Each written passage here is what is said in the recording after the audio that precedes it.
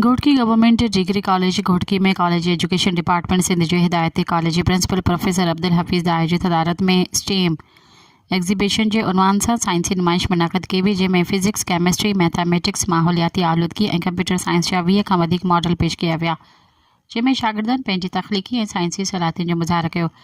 तकरीब में मोहतसिब आला सिंध घोटकी जो रीजनल डायरेक्टर फजल मोहम्मद शेख ख़ास मेहमान तो शिरकत कई। इन मौके ते नुमाइश में शागिर्दनि पारां डिग्री कॉलेज घोटकी के focal person lecturer professor Abdul Saleem Chachar और ज़िले focal person professor Abdul Rauf Sheikh की निगरानी में पंहिंजी मेहनत और तख्लीकी सोच से तैयार कयल साइंसी मॉडल्स जा मुनफरद नमूना पेश किया विया, जंहिंखे रीजनल डायरेक्टर फजल मोहम्मद शेख शागिर्दनि की तख्लीकी सलाहियतुनि खे सराहियो।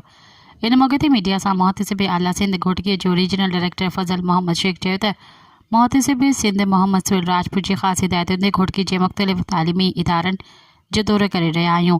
इन सिलसिले में अॼु गवर्नमेंट डिग्री कॉलेज घोटकी जो दौरो कयो और साइंस नुमाइश में शिरकत कई, जिते शागिर्दनि साइंसी मॉडल्स जा मुनफरद नमूना पेश किया।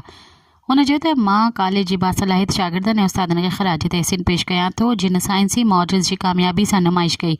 नुमाइश जो मक़सद शागिर्दनि ऐं अमली सिख्या ऐं साइंसी तजस्सुस के फ़रोग़ ॾियणु आहे।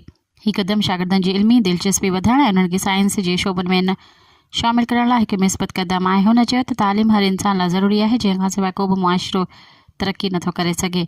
हुन चयो त शागिर्दनि जी सलाहियतुनि खे निखारण लाइ वक़्त ब वक़्त अहिड़ियूं तक़रीबूं मुनक़द करणु घुरिजनि। मज़ीद ख़बरनि ऐं तफ़सीलात लाइ विज़िट कयो असांजी वेबसाइट www.awamiNewsHD.com ऐं ॾिसंदा रहो अवामी न्यूज़ HD।